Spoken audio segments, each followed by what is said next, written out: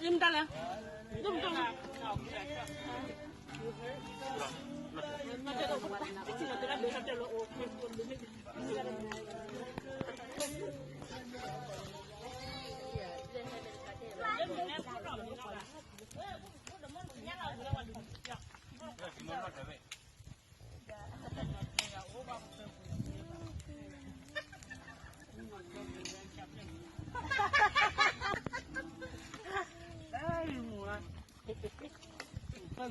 Daripada apa banyak dong ya? Oh, benar, coba. Kan bang kan kan. Sudah ya. Sudah lupa lah. Sudah muncul. Kita minum apa aku ya?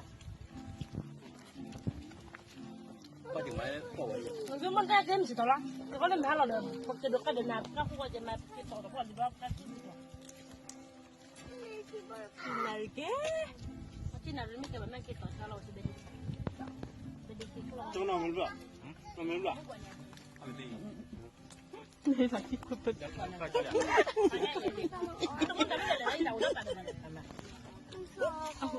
Đây là cái đầu bị nó đẹp quá.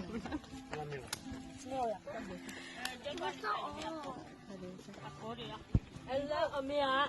Hello, Amia. Em nào đi bà mẹ từ là em đi á?